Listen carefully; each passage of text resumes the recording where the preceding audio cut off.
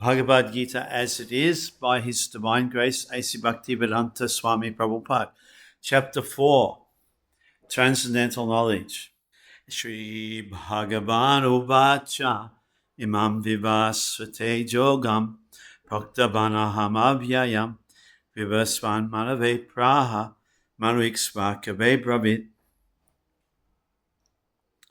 The Blessed Lord said, I instructed this imperishable science of yoga to the sun god Vivasvan, and Vivasvan instructed it to Manu, the father of mankind, and Manu in turn instructed it to Ikshvaku. Herein we find the history of the Bhagavad-gita traced from a remote time when it was delivered to the royal order, the king of all planets. This science is especially meant for the protection of the inhabitants, and therefore the royal order should understand it in order to be able to rule the citizens and protect them from the material bondage to lust. Human life is meant for cultivation of spiritual knowledge in eternal relationship with the Supreme Personality of Godhead. And the executive heads of all states and all planets are obliged to impart this lesson to the citizens by education, culture, and devotion. In other words, the executive heads of all states are intended to spread the science of Krishna consciousness so that the people may take advantage of this great science and pursue a successful path, utilizing the opportunity of the human form of life. In this millennium, the sun god is known as Vivasvan, the king of the sun, which is the origin of all planets within the solar system. In the Brahma Samhita, it is stated, Chakshuisha Sabita Sakala Grahanam Raja Samasta Suramurti Ashesha Tejaha Jasyagyaya Brahmiti Sambrita Kala Chakra Govindamari Purusham Tamaham Bhajami. Let me worship. Lord Brahma said, the Supreme Personality of Godhead, Govinda, Krishna, who is the original person and under whose order the sun, which is the king of all planets, is assuming immense power and heat. The sun represents the eye of the Lord and traverses its orbit in obedience to his order. The sun is the king of the planets, and the sun god, at present of the name Vivasvan, rules the sun planet, which is controlling all other planets by supplying heat and light. He is rotating under the order of Krishna, and Lord Krishna originally made Vivasvan his first disciple to understand the science of Bhagavad-gita. The Gita is not therefore a speculative treatise for the insignificant mundane scholar, but it is a standard book of knowledge coming down from time immemorial. In the Mahabharata, Shanti Parva, we can trace out the history of the Gita as follows. Treta Jugadu Chatato Vivasvan Manavedaro Manuschaloka Vritti Artam Sutayek Shavaka Vedadu Ikshvakunacha Katito Vyapyalokan Avastitaha. In the beginning of the Treta Yuga millennium, this science of the relationship with the Supreme was delivered by Vivasvan to Manu. Manu, being the father of mankind, gave it to his son, Maharaj Ikshvaku, the king of this earth planet, and forefather of the Raghu dynasty, in which Lord Ramachandra appeared. Therefore, Bhagavad-gita existed in the human society from the time of Maharaj Ikshvaku. At the present moment, we have just passed through 5,000 years of the Kali Yuga, which lasts 432,000 years. Before this, there was Dwapara Yuga, 800,000 years, and before that, there was Treta Yuga, 1,200,000 years. Thus, some 2,005,000 years ago, Manu spoke this Bhagavad-gita to his disciple and son, Maharaj Ikshvaku, the king of this planet Earth. The age of the current Manu is calculated to last some 305,300,000 years, of which 120,400,000 have passed. Accepting that before the birth of Manu, the Gita was spoken by the Lord to his disciple, the sun god Vivasvan. A rough estimate is that the Gita was spoken at least 120,000,000 400,000 years ago. And in human society, it has been extant for 2 million years. It was re-spoken by the Lord again to Arjuna about 5,000 years ago. That is the rough estimate of the history of the Gita, according to the Gita itself, and according to the version of the speaker, Lord Sri Krishna. It was spoken to the sun god Vivasvan, because he is also a Kshatriya and is the father of all Kshatriyas, who are descendants of the sun god, or the Surya Vamsa Kshatriyas. Because Bhagavad-gita is as good as the Vedas, being spoken by the Supreme Personality of Godhead. This knowledge is aparusha, a superhuman. Since the Vedic instructions are accepted as they are, without human interpretation, the Gita must therefore be accepted without mundane interpretation. The mundane wranglers may speculate on the Gita in their own ways, but that is not Bhagavad-gita as it is. Therefore, Bhagavad-gita has to be accepted as it is from the disciplic succession, and it is described herein that the Lord spoke to the sun god. The sun god spoke to his son Manu, and Manu spoke to his son Ikshvaku. Ibam param parapraptam imam rajarishaya vidhu sakleneha mahata yoganashta parantapa. This supreme science was received through the chain of disciplic succession, and the saintly kings understood it in that way. But in course of time, the succession was broken, and therefore the science as it is appears to be lost. It is clearly stated that the Gita was especially meant for saintly kings, because they were to execute its purpose in ruling over the citizens. Certainly, Bhagavad-gita was never meant for the demoniac persons who would dissipate its value for no one's benefit and would devise all types of interpretations according to personal whims. As soon as the original purpose was scattered by the motives of the unscrupulous commentators, there arose the need to re-establish the disciplic succession. 5,000 years ago, it was detected by the Lord himself that the disciplic succession was broken, and therefore he declared that the purpose of the Gita appeared to be lost.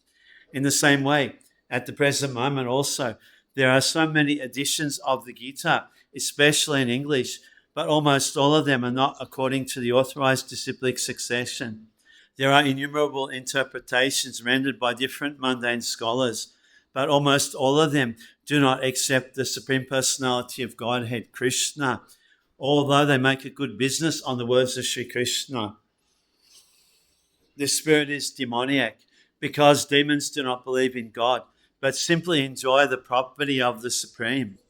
Since there is a great need of an edition of the Gita in English, as it is received by the Parampara, disciplic succession system, an attempt is made herewith to fulfill this great want. Bhagavad-gita, accepted as it is a great boon to humanity. But if it is accepted as a treatise of philosophical speculations, it is simply a waste of time. Sa ibajam maya tedva yogaha proktaha paratanaha bhaktosi me sakacheti rahasyam hi itad uttamam. That very ancient science of the relationship with the Supreme is today told by me to you, because you are my devotee as well as my friend. Therefore, you can understand the transcendental mystery of this science. There are two classes of men, namely the devotee and the demon. The Lord selected Arjuna as the recipient of this great science, owing to his becoming the devotee of the Lord. But for the demon, it is not possible to understand this great mysterious science. There are a number of editions of this great book of knowledge, and some of them have commentaries by the devotees, and some of them have commentaries by the demons. Commentation by the devotees is real, whereas that of the demons is useless. Arjuna accepts Sri Krishna as the Supreme Personality of Godhead, and any commentary on the Gita following in the footsteps of Arjuna is real devotional service to the cause of this great science. The demoniac, however, concoct something about Krishna and mislead the public and general readers from the path of Krishna's instructions. One should try to follow the disciplic succession from Arjuna and thus be benefited. Arjuna uvacha aparam bhavato janma param janma vivasvataha katami tadvijaniyam tvamado proktabaniti. Arjuna said, the sun god Vivasvan is sent by birth to you. How am I to understand that in the beginning you instructed this science to him? Arjuna is an accepted devotee of the Lord, so how could he not believe Krishna's words? The fact is that Arjuna is not inquiring for himself, but for those who do not believe in the Supreme Personality of Godhead, or for the demons who do not like the idea that Krishna should be accepted as the Supreme Personality of Godhead. For them only, Arjuna inquires on this point, as if he were himself not aware of the personality of Godhead or Krishna. As it will be evident from the 10th chapter, Arjuna knew perfectly well that Krishna is the Supreme Personality of Godhead, the fountainhead of everything, and the last word in transcendence. Of course, Krishna also appeared as the son of Devaki on this earth. How Krishna remained the same Supreme Personality of Godhead, the eternal, original person, is very difficult for an ordinary man to understand. Therefore, to clarify this point, Arjuna put this question before Krishna so he himself could speak authoritatively. That Krishna is the supreme authority is accepted by the whole world, not only at present, but from time immemorial. And the demons alone reject him. Anyway, since Krishna is the authority accepted by all, Arjuna put this question before him in order that Krishna would describe himself without being depicted by the demons, who always try to distort him in a way understandable to the demons and their followers. It is necessary that everyone, for his own interest, know the science of Krishna. Therefore, when Krishna himself speaks about himself, it is auspicious for all the worlds. To the demons, such explanations by Krishna himself may appear to be strange, because the demons always study Krishna from their own standpoint. But those who are devotees heartily welcome the statements of Krishna when they are spoken by Krishna himself. The devotees will always worship such authoritative statements of Krishna because they are always eager to know more and more about him. The atheists who consider Krishna an ordinary man may in this way come to know that Krishna is superhuman, that he is Satchit Ananda Vigraha, the eternal form of bliss and knowledge, that he is transcendental, and that he is above the domination of the modes of material nature and above the influence of time and space. A devotee of Krishna's, like Arjuna, is undoubtedly above any misunderstanding of the transcendental position of Krishna. Arjuna's putting this question before the Lord is simply an attempt by the devotee to defy the atheistic attitude of persons who consider Krishna to be an ordinary human being, subject to the modes of material nature. Shri Bhagavan uvacha bahuni me vyatitani janmani tabacha arjun tanyaham veda sabani natvam veta parantapa. The Blessed Lord said, many, many births both you and I have passed. I can remember all of them, but you cannot, O subduer of the enemy. In the Brahma Samhita, we have information of many, many incarnations of the Lord. It is stated there, Advaitam Achyutam Anadim Ananta Rupam Adyam Purana Purusham Nabhadyovanam Cha Vedeshu Dulabham Adulabham Atma Bhaktu Govindamadi Purusham Tamaham Bhajami. I worship the Supreme Personality of Godhead, Govinda, Krishna, who is the original person, absolute, infallible, without beginning, although expanded into unlimited forms, still the same original, the oldest, and the person always appearing as a fresh youth. Such eternal, blissful, all-knowing forms of the Lord are usually understood by the best Vedic scholars, but they are always manifest to pure, unalloyed devotees. It is also stated in Brahma Samhita Ramadi Murteshu Kalani Menatishtan Nana Bhatara Makorot Bhuvaneshu Kintu Krishna Swayam Samabhavat Paramaha Pumanyo Govindamari Purusham Tamaham Bhajami. I worship the Supreme Personality of Godhead, Govinda, Krishna, who is always situated in various incarnations, such as Rama and Nrsimha, and many sub-incarnations as well. But who is the original personality of Godhead, known as Krishna, and who incarnates personally also. In the Vedas also it is said that the Lord, although one without a second, nevertheless manifests himself in innumerable forms. He is like the Vaidurya stone, which changes color yet still remains one. All these multi-forms are understood by the pure unalloyed devotees, but not by a simple study of the Vedas. Vedeshu dulabham adulabhamatma bhaktu. Devotees like Arjuna are constant companions of the Lord, and whenever the Lord incarnates, the associate devotees also incarnate in order to serve the Lord in different capacities.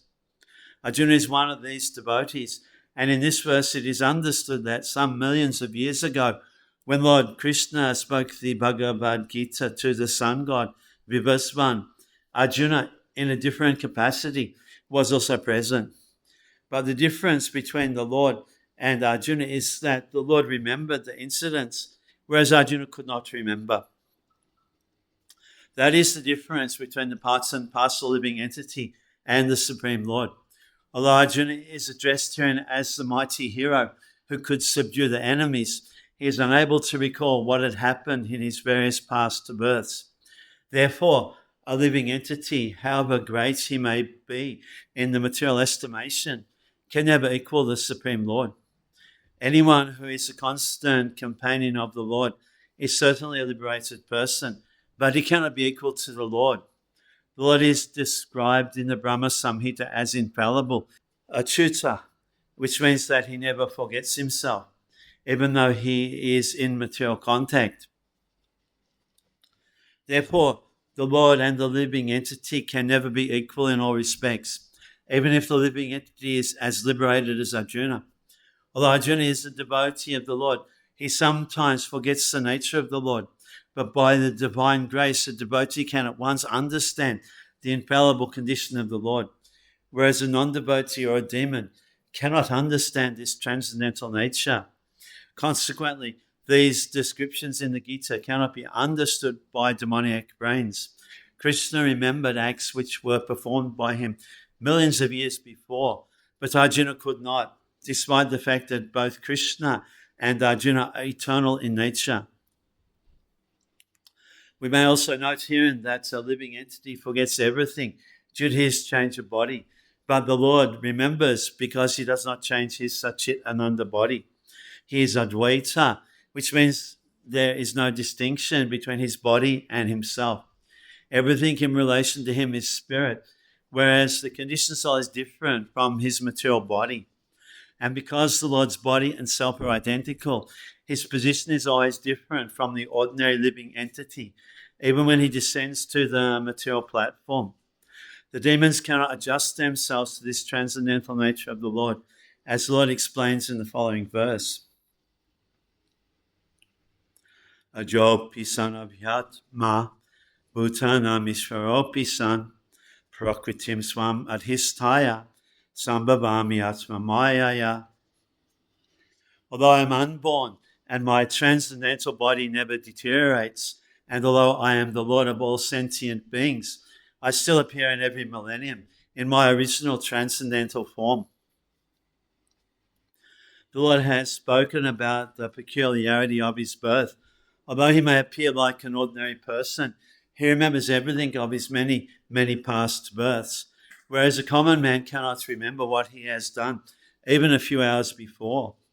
If someone is asked what he did exactly at the same time one day earlier, it would be very difficult for a common man to answer immediately.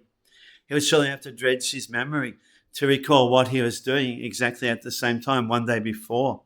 And yet, men often dare claim to be God or Krishna. One should not be misled by such meaningless claims. Then again, the Lord explains his prakriti, or his form.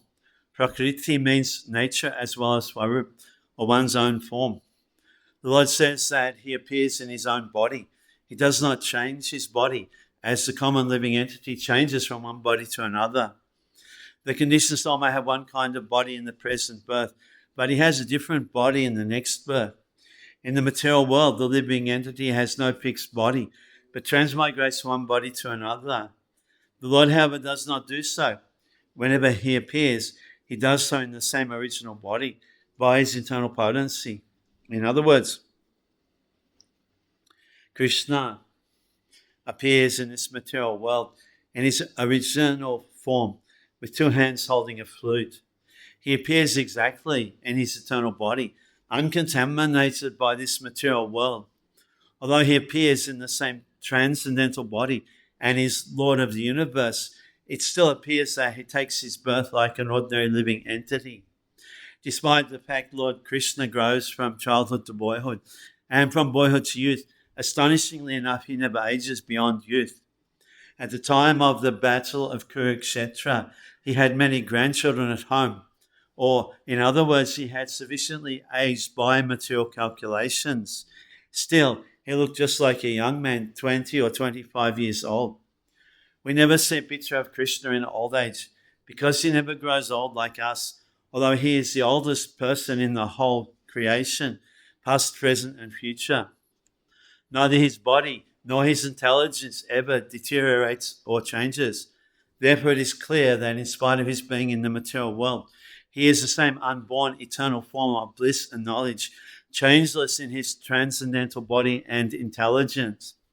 Factually, his appearance and disappearance is like the sun's rising, moving before us and then disappearing from our eyesight. When the sun is out of sight, we think that the sun is set. And when the sun is before our eyes, we think that the sun is on the horizon.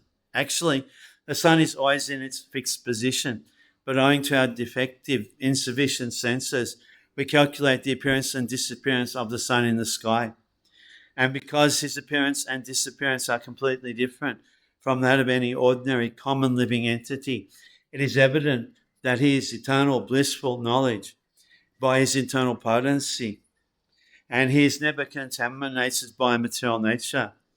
The Vedas also confirm that the Supreme Personality of Godhead is unborn, yet he still appears to take his birth in multi-manifestations. The Vedic supplementary literatures also confirm that even though the Lord appears to be taking his birth, he's still without change of body. In the Bhagavad-gita, he appears before his mother as Narayan with 4 hands and the decorations of the 6 kinds of full opulences. His appearance in his original eternal form is his causeless mercy, according to the Vishwakosha dictionary. The Lord is conscious of all of his previous appearances and disappearances, but a common living entity forgets everything about his past body as soon as he gets another body. He is the Lord of all living entities because he performs wonderful and superhuman activities while he is on this earth. Therefore, the Lord is always the same absolute truth and is without differentiation between his form and self, or between his quality and body. A question may now be raised as to why the Lord appears and disappears in this world. This is explained in the next verse. Yada yada hidamasya dhani bhavati bharata abhutanamadhamasya tadatmanam srijamyaham. Whenever and wherever there is a decline in religious practice, O descendant of Bharat, and a predominant rise of irreligion, at that time I descend myself. The word Srijami is significant herein. Srijami cannot be used in the sense of creation because, according to the previous verse, there is no creation of the Lord's form or body, since all of the forms are eternally existent. Therefore, Srijami means that the Lord manifests himself as he is. Although the Lord appears on schedule, namely at the end of the Dwapara Yuga of the 28th millennium of the 8th Manu, in one day of Brahma, still he has no obligation to adhere to such rules and regulations because he is completely free to act in many ways at his will. He therefore appears by his own will whenever there is a predominance of religiosity and a disappearance of true religion. Principles of religion are laid down in the Vedas, and any discrepancy in the matter of properly executing the rules of the Vedas makes one irreligious. In the Bhagavad-gita, it is stated that such principles are the laws of the Lord. Only the Lord can manufacture a system of religion. The Vedas are also accepted as originally spoken by the Lord himself to Brahma from within his heart. Therefore, the principles of Dharma or religion are the direct orders of the Supreme Personality of Godhead. Dhammam tu sakshat bhagavat pranitam. These principles are clearly indicated throughout the Bhagavad-gita. The purpose of the Vedas is to establish such principles under the order of the Supreme Lord. And the Lord directly orders at the end of the Gita that the highest principle of religion is to surrender unto him only and nothing more. The Vedic principles push one towards complete surrender unto him. And whenever such principles are disturbed by the demoniac, the Lord appears. From the Bhagavatam, we understand that Lord Buddha is the incarnation of Krishna, who appeared when materialism was rampant, and materialists were using the pretext of the authority of the Vedas. Although there are certain restrictive rules and regulations regarding animal sacrifice for particular purposes in the Vedas, people of demoniac tendencies still took to animal sacrifice without reference to the Vedic principles. Lord Buddha appeared to stop this nonsense and to establish the Vedic principles of non-violence. Therefore, each and every avatar or incarnation of the Lord has a particular mission, and they are all described in the revealed scriptures. No one should be accepted as an avatar unless he is referred to by scriptures. It is not a fact that the Lord appears only on Indian soil. He can advent himself anywhere and everywhere, and whenever he desires to appear.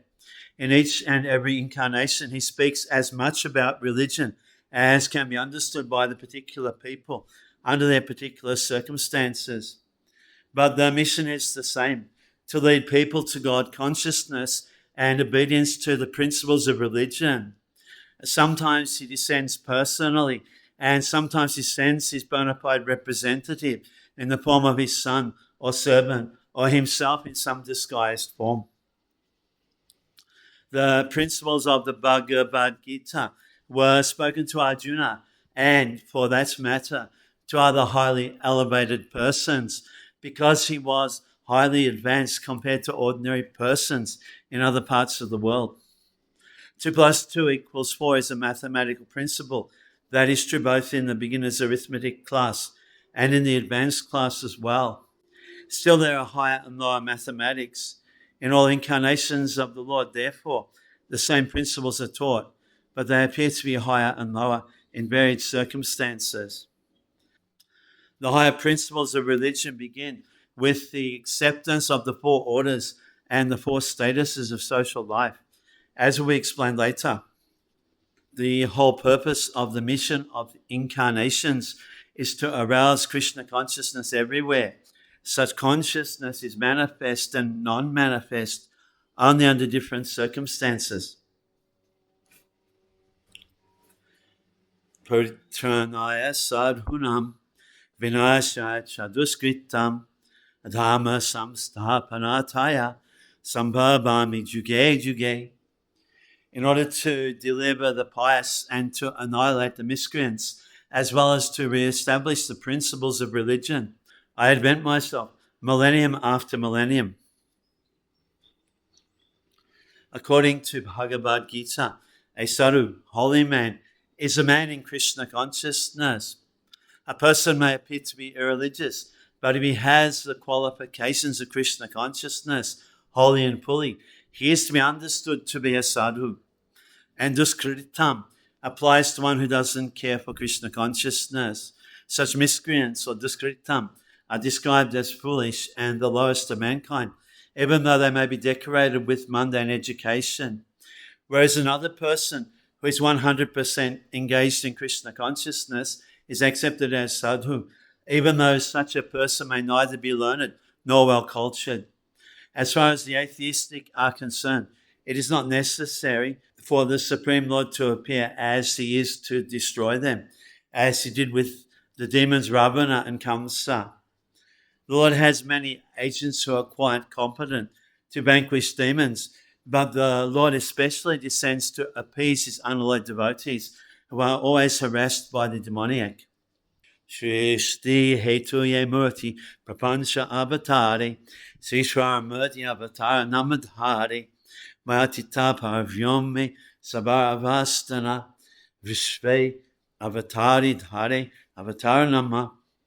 The avatar, or incarnation of Godhead, descends from the kingdom of God for material manifestation, and the particular form of the personality of Godhead, who so descends, is called an incarnation or avatar. Such incarnations are situated in the spiritual world, the kingdom of God. When they descend to the material creation, they assume the name avatar. There are various kinds of avatars, such as Purusha avatars, Guna avatars, Lila avatars, Shakya Avesh avatars, Mambantara avatars, and Yuga avatars, all appearing on schedule all over the universe. But Lord Krishna is the primeval Lord, the fountainhead of all avatars. Lord Sri Krishna descends for the specific purposes of mitigating the anxieties of the pure devotees, who are very anxious to see him in his original Vrindavan pastimes. Therefore, the prime purpose of the Krishna avatar is to satisfy his unalloyed devotees. The Lord says that he incarnates himself in every millennium. This indicates that he incarnates also in the age of Kali. As stated in the Srimad Bhagavatam, the incarnation in the age of Kali is Lord Chaitanya Mahaprabhu, who spread the worship of Krishna by the Sankirtan movement, congregational chanting of the holy names, and spread Krishna consciousness throughout India.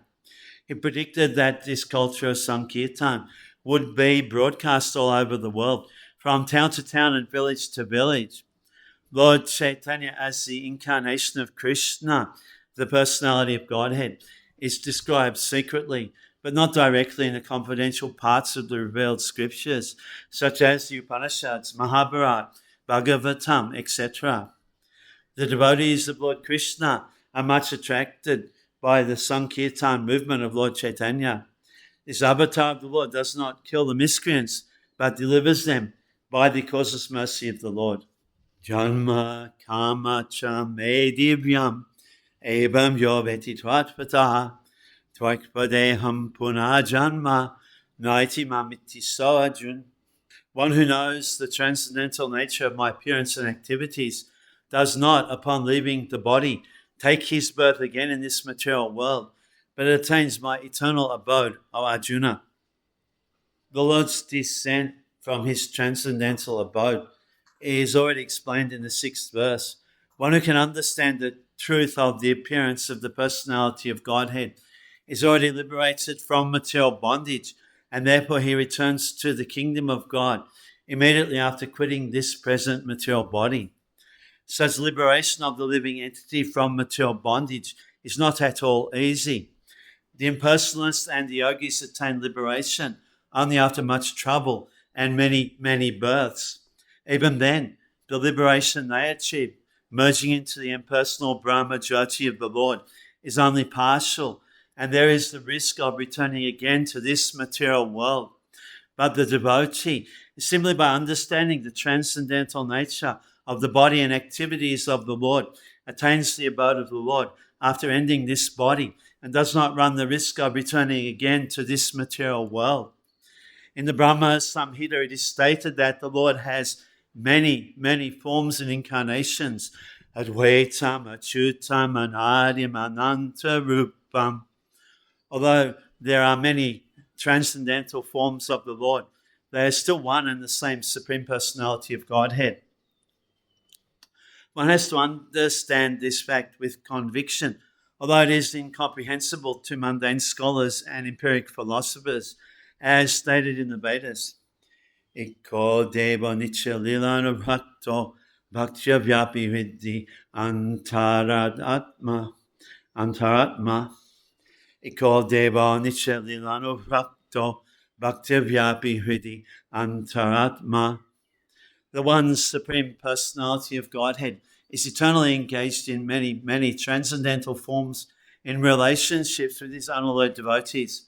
This Vedic version is confirmed in this verse of the Gita personally by the Lord. He who accepts this truth on the strength of the authority of the Vedas and of the Supreme Personality of Godhead, and who does not waste time in philosophical speculations, attains the highest perfectional stage of liberation. Simply by accepting this truth on faith, one can, without a doubt, attain liberation. The Vedic version Tattvamasi is actually applied in this case.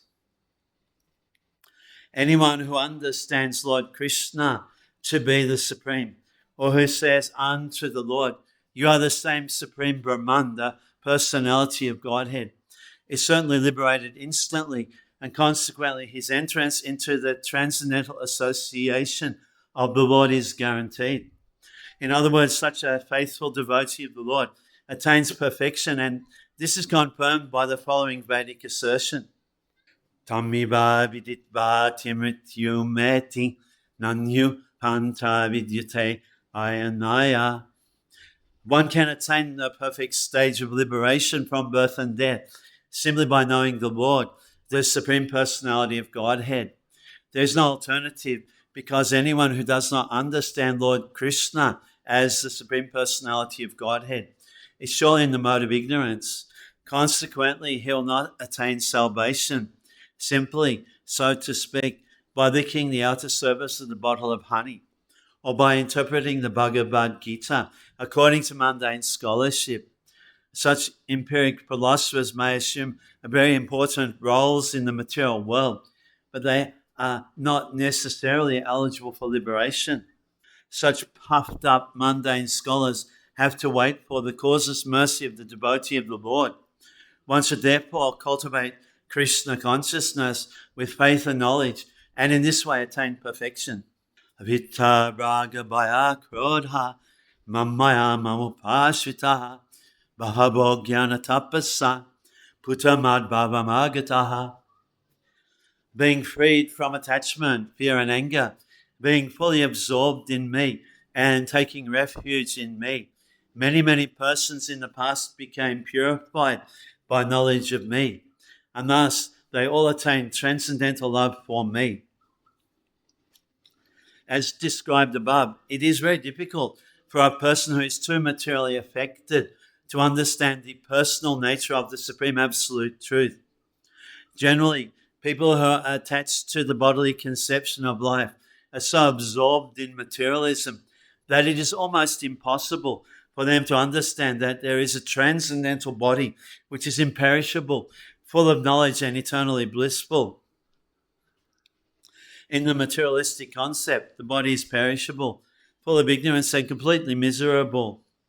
Therefore, people in general keep this same bodily idea in mind when they are informed of the personal form of the Lord. For such materialistic men, the form of the gigantic material manifestation is supreme. Consequently, they consider the Supreme to be impersonal. And because they are too materially absorbed, the conception of retaining the personality after liberation from matter frightens them. When they are informed that spiritual life is also individual and personal, they become afraid of becoming persons again, and so they naturally prefer a kind of merging into the impersonal void.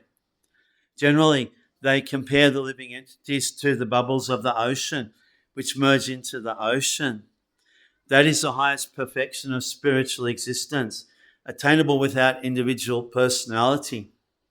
This is a kind of fearful stage of life, devoid of personal knowledge of spiritual existence.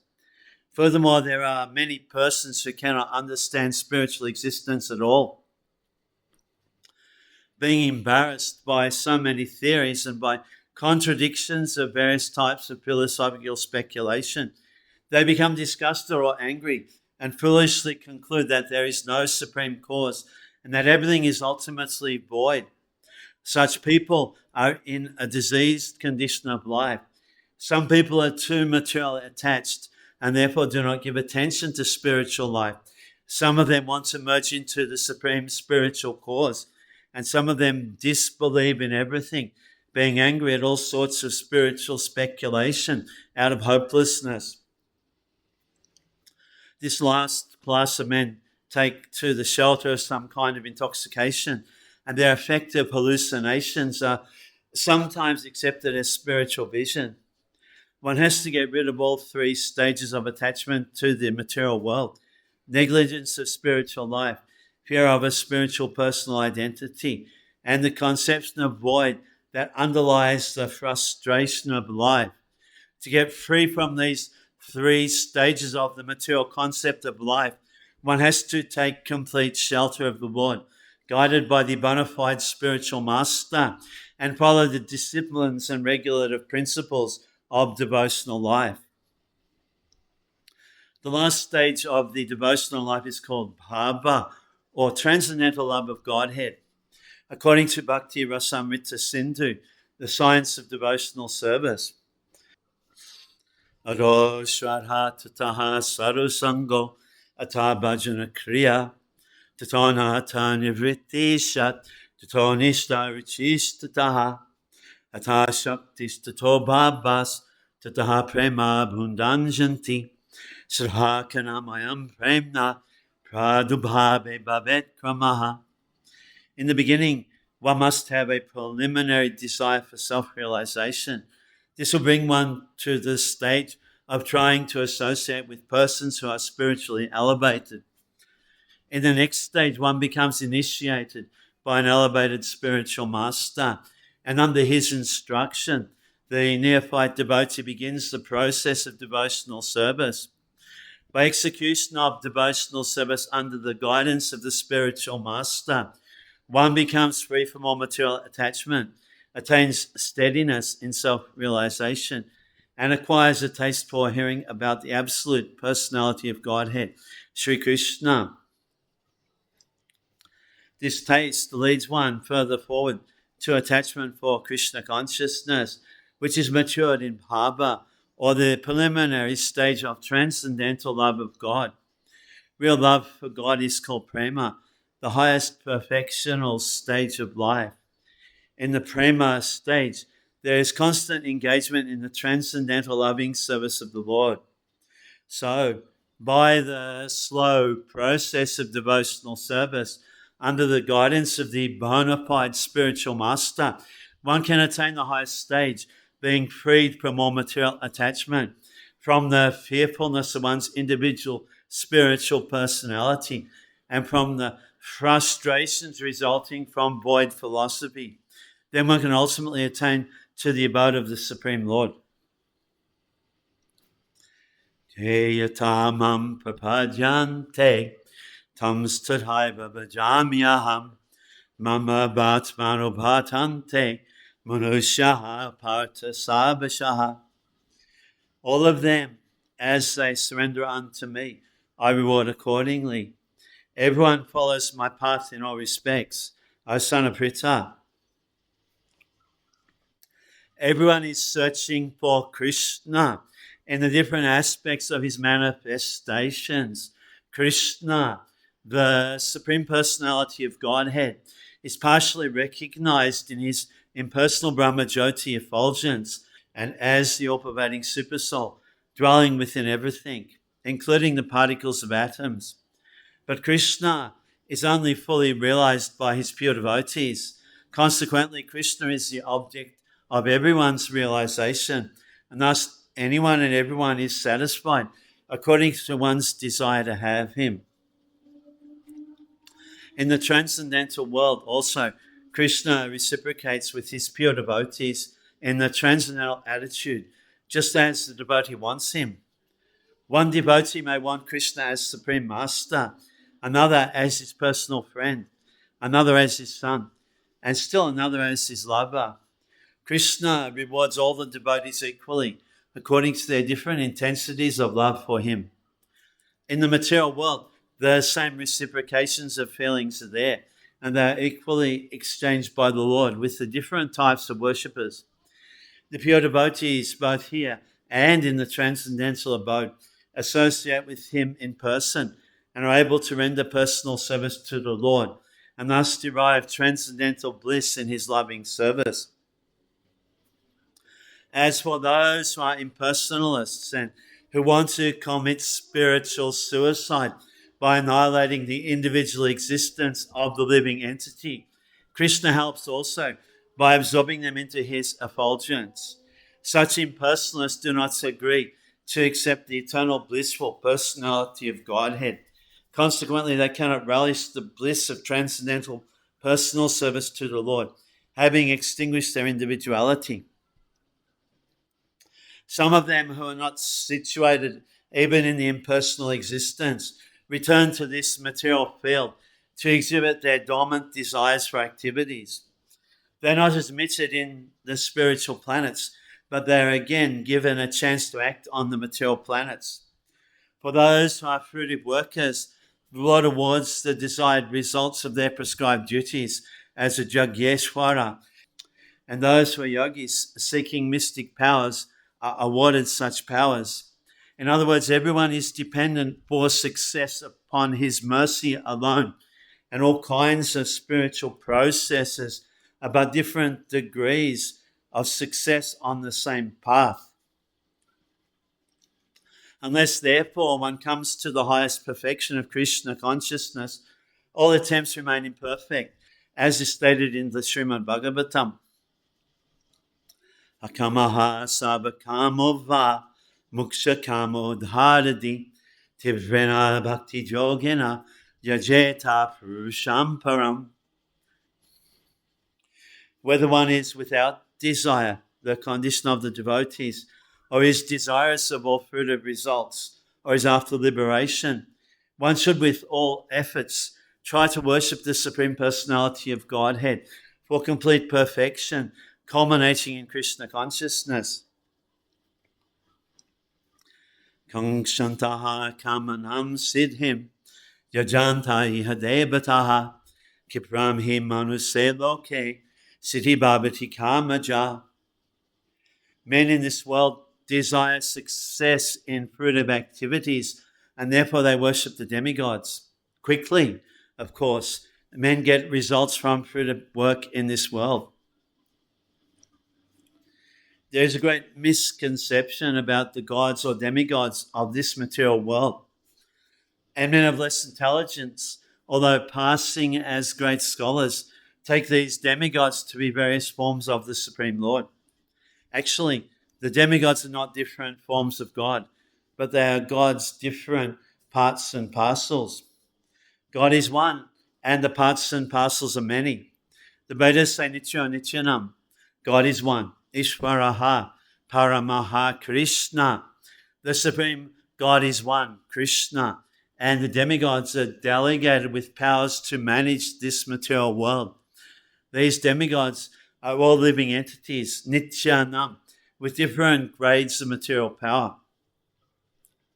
They cannot be equal to the Supreme God, Narayan, Vishnu, or Krishna.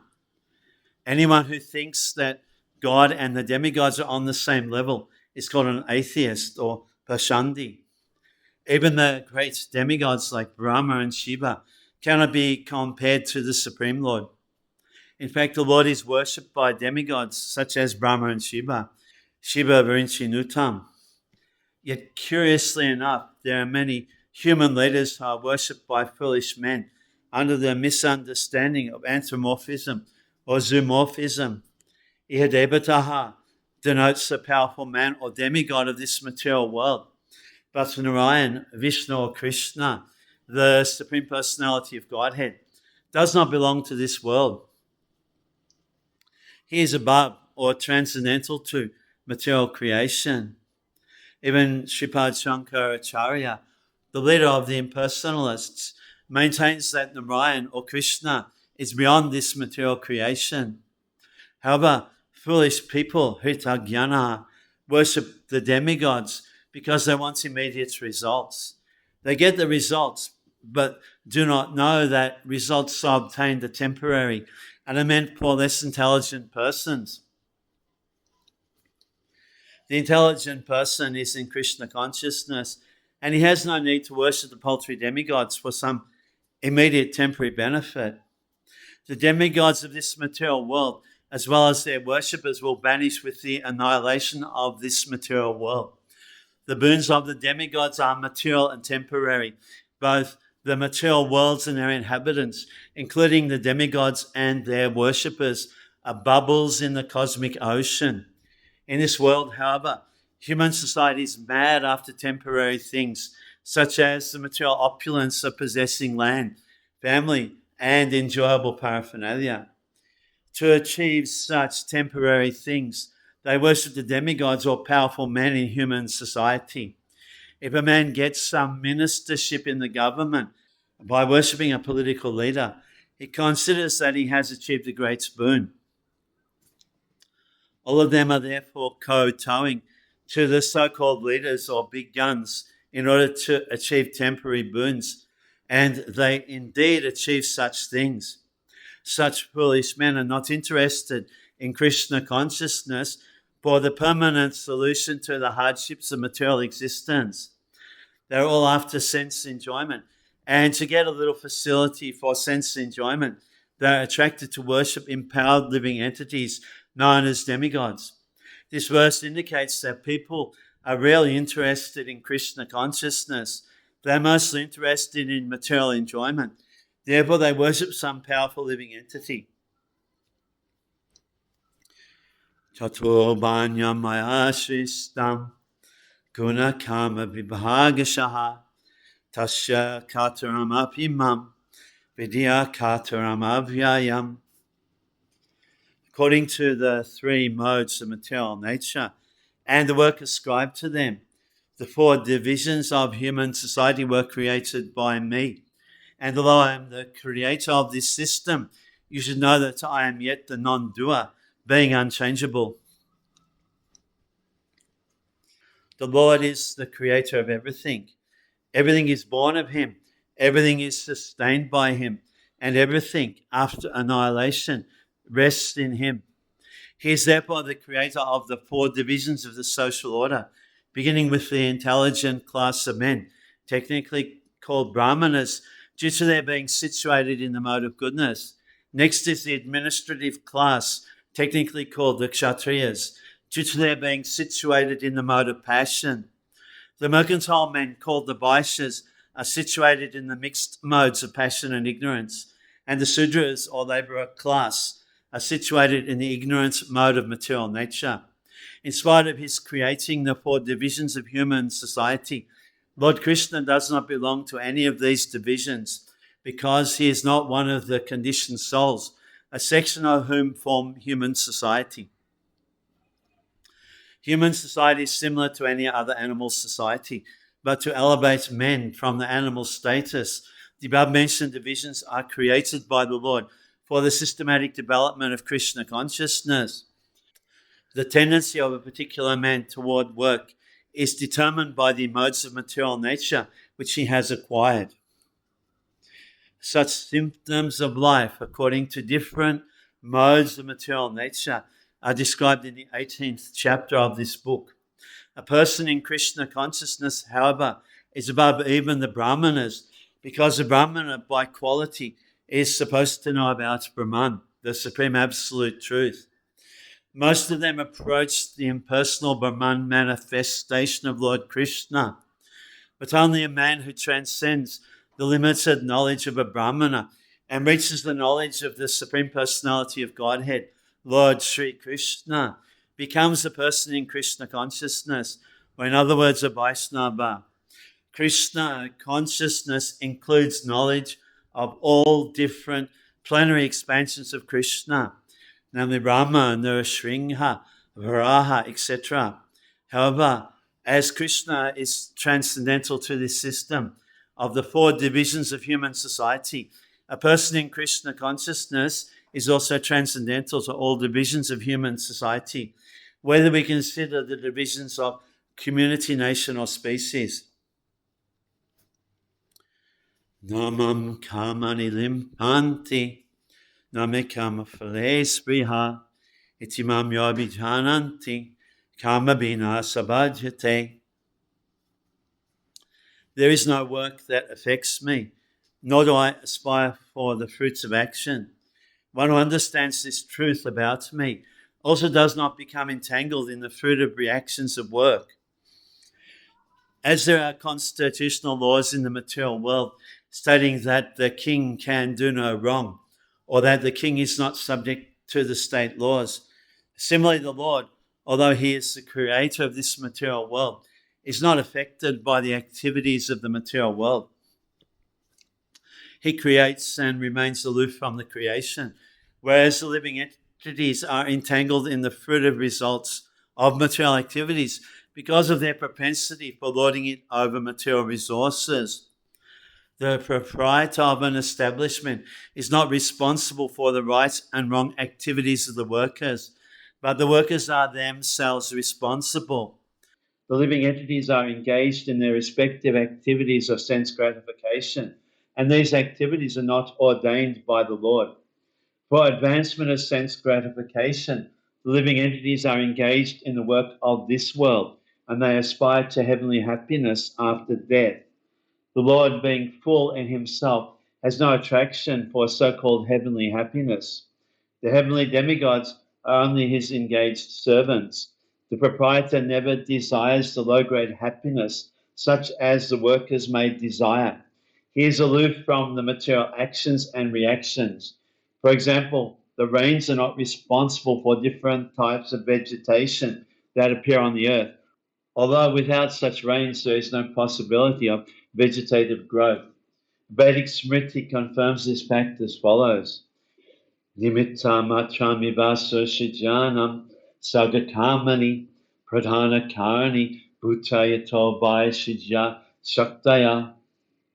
In the material creations, the Lord is only the supreme cause. The immediate cause is material nature, by which the cosmic manifestation is visible. The created beings are of many varieties, such as the demigods, human beings, and lower animals, and all of them are subject to the reactions of their past good or bad activities. The Lord only gives them the proper facilities for such activities and the regulations of the modes of nature, but He is never responsible for their past and present activities. In the Vedanta Sutras, it is confirmed that the Lord is never partial to any living entity. The living entity is responsible for his own acts. The Lord only gives him facilities through the agency of material nature, the external energy. Anyone who is fully conversant with all the intricacies of this law of karma or fruit of activities does not become affected by the results of his activities.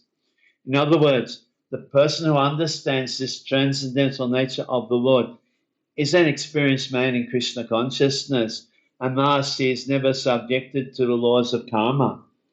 One who does not know the transcendental nature of the Lord and who thinks that the activities of the Lord are aimed at fruitive results, as are the activities of the ordinary living entities, certainly becomes entangled himself in fruitive reaction.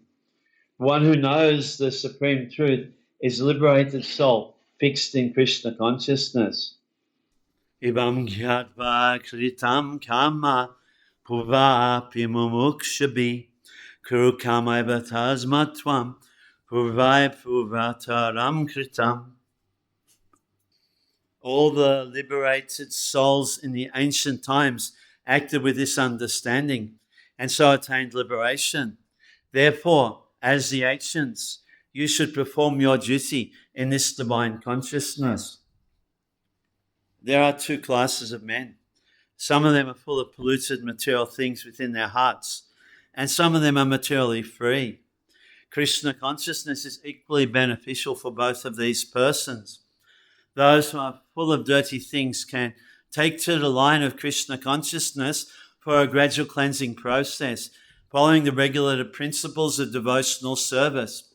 Those who are already cleansed of the impurities may continue to act in the same Krishna consciousness, so others may follow their exemplary activities and thereby be benefited. Foolish persons or neophytes in Krishna consciousness often want to retire from activities without having knowledge of Krishna consciousness. Arjuna's desire to retire from activities on the battlefield was not approved by the Lord. One need only know how to act. To retire from the activities of Krishna consciousness and to sit aloof making a show of Krishna consciousness is less important than actually engaging in the field of activities for the sake of Krishna. Arjuna is here advised to act in Krishna consciousness, following in the footsteps of the Lord's previous disciples, such as the sun god Vivasvan, as mentioned herein before. The Supreme Lord knows all his past activities, as well as those of persons who acted in Krishna consciousness in the past. Therefore, he recommends the acts of the sun god, who learned this art from the Lord some millions of years before. All such students of Lord Krishna are mentioned here as past liberated persons engaged in the discharge of duties allotted by Krishna. Kim kama kima kamati kabhya pyatra mohitaha tate kama pavakshyami yajgatva mukshashe ashubhat. Even the intelligent are bewildered in determining what is action and what is inaction. Now I shall explain to you what action is, knowing which you shall be liberated from all sins. Action in Krishna consciousness has to be executed in accord with the examples of previous bona fide devotees. This is recommended in the 15th verse. Why such action should not be independent will be explained in the text to follow.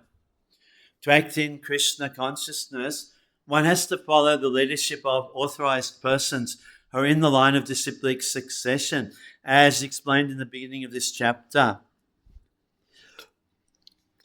The system of Krishna consciousness was first narrated to the sun god.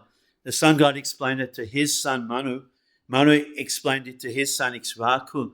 And the system is current on this earth from that very remote time. Therefore, one has to follow in the footsteps of previous authorities in the line of disciplic succession. Otherwise, even the most intelligent men will be bewildered regarding the standard actions of Krishna consciousness. For this reason, the Lord decided to instruct Arjuna in Krishna consciousness directly. Because of the direct instruction of the Lord to Arjuna, anyone who follows in the footsteps of Arjuna is certainly not bewildered.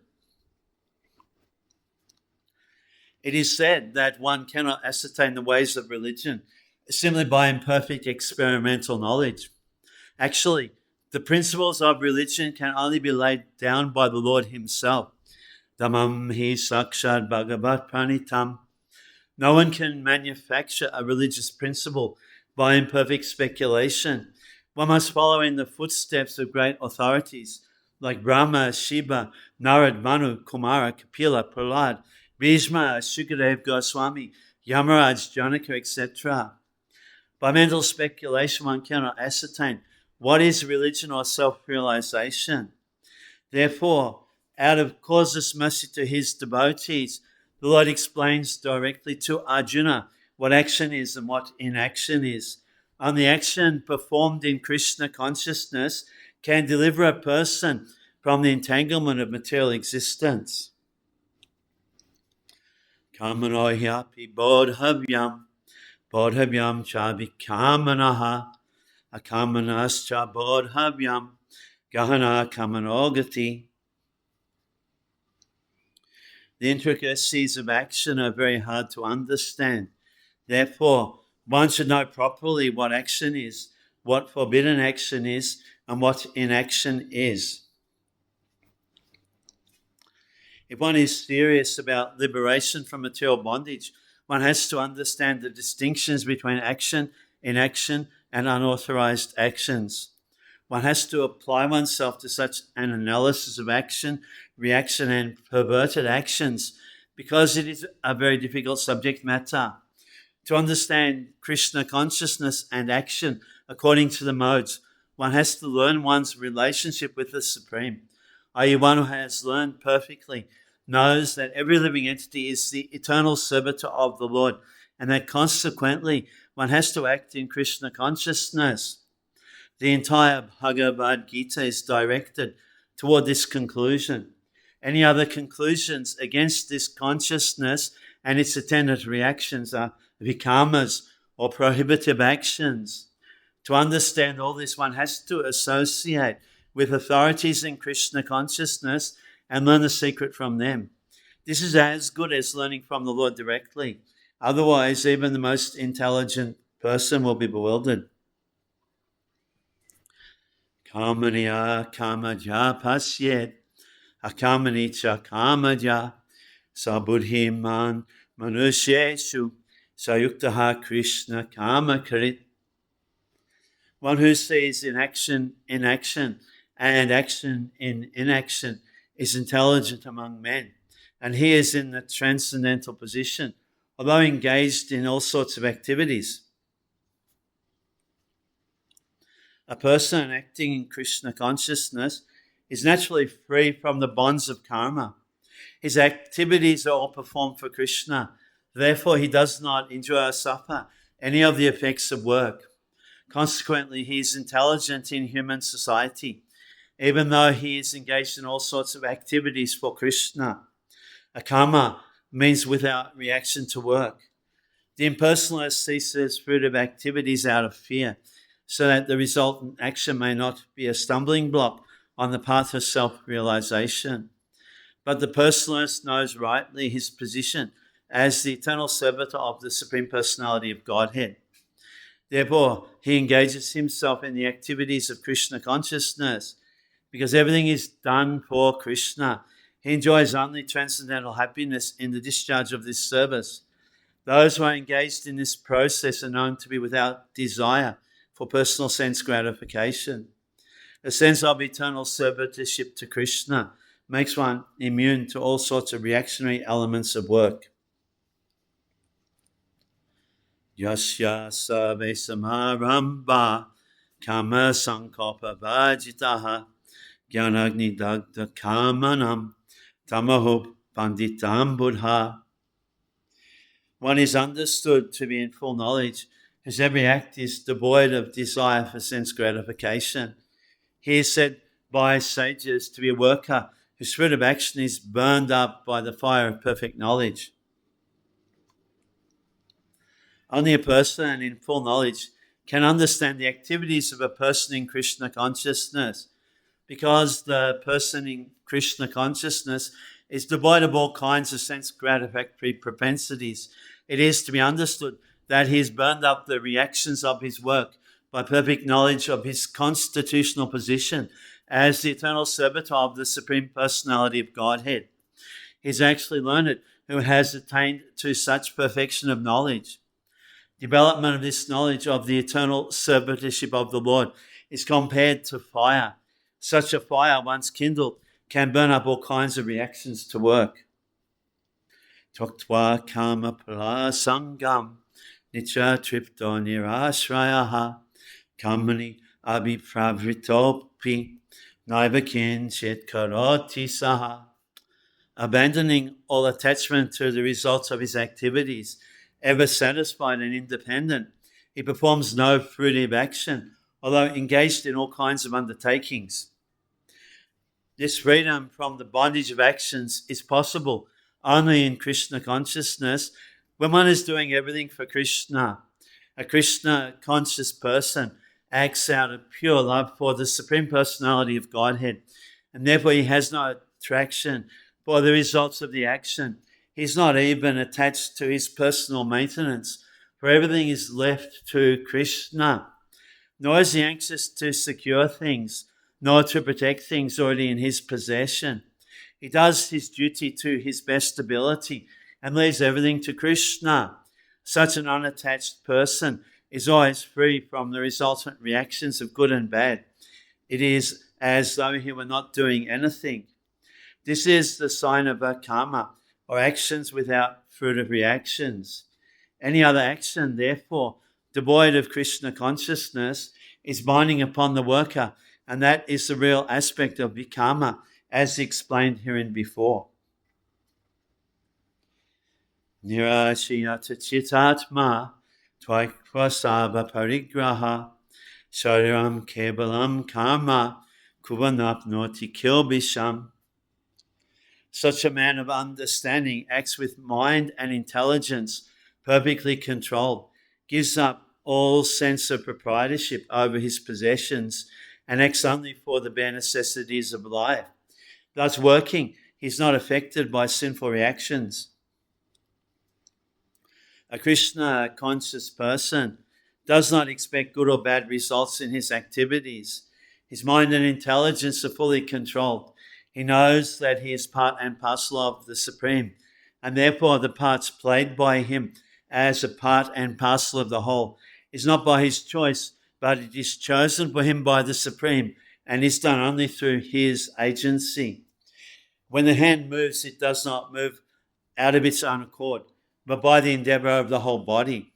A Krishna-conscious person is always dovetailed with the supreme desire, for he has no desire for personal sense gratification. He moves exactly like the part of a machine. As a machine part requires oiling and cleaning for maintenance, similarly, a Krishna-conscious man maintains himself by his work just to remain fit for action in the transcendental loving service of the Lord. He is therefore immune to all reactions of his endeavors. Like an animal, he has no proprietorship, even over his own body. A cruel proprietor of an animal sometimes kills the animal in his possession, yet the animal does not protest, nor does it have any real independence. A Krishna-conscious person, fully engaged in self-realization, has very little time to falsely possess any material object. For maintaining body and soul, he does not require unfair means of accumulating money. He does not, therefore, become contaminated by such material sins. He is free from all reactions to his actions. Rishalabhasantushta dvandvatito vimatsaraha samaha siddha siddhocha kripapina nibhadyate. He who is satisfied with gain which comes of its own accord, who is free from duality and does not envy, who is steady in both success and failure, is never entangled, although performing actions. A Krishna-conscious person does not make much endeavor even to maintain his body. He is satisfied with gains which are obtained of their own accord. He neither begs nor borrows, but he labors honestly as far as is in his power, and is satisfied with whatever is obtained by his own honest labor. He is therefore independent in his livelihood. He does not allow anyone's service to hamper his own service in Krishna consciousness. However, for the service of the Lord, he can participate in any kind of action without being disturbed by the duality of the material world. The duality of the material world is felt in terms of heat and cold, or misery and happiness. A Krishna-conscious person is above duality because he does not hesitate to act in any way for the satisfaction of Krishna. Therefore, he is steady both in success and in failure. These signs are visible when one is fully in transcendental knowledge. Gata sangasya muktasya jnanabhastita chetasaha yagya charataha karma samagram praviliyate. The work of a man who is unattached to the modes of material nature and who is fully situated in transcendental knowledge merges entirely into transcendence. Becoming fully Krishna conscious, one is freed from all dualities and thus is free from the contaminations of the material modes. He can become liberated because he knows his constitutional position in relationship with Krishna, and thus his mind cannot be drawn from Krishna consciousness.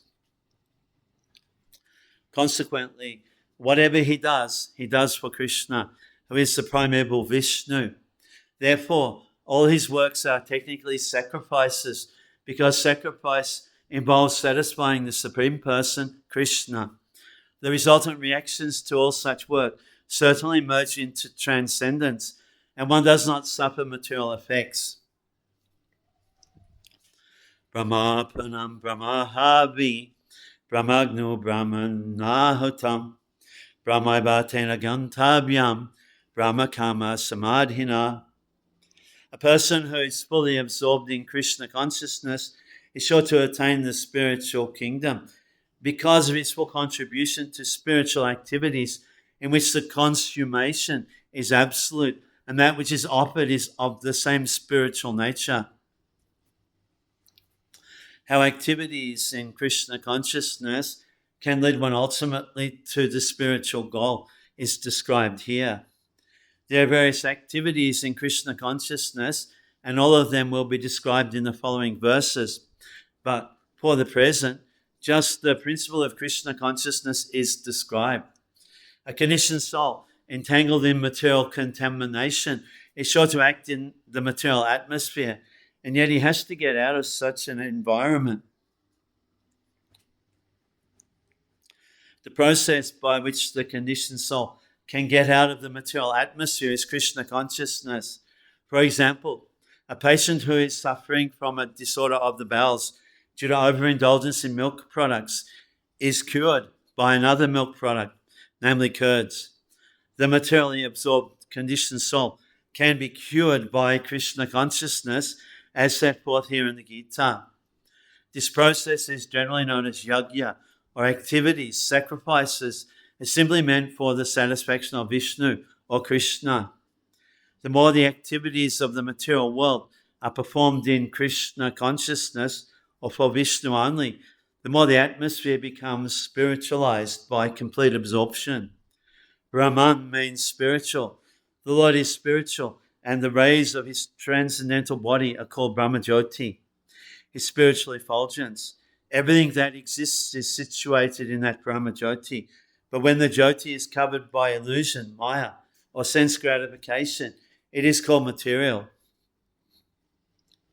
This material veil can be removed at once by Krishna consciousness.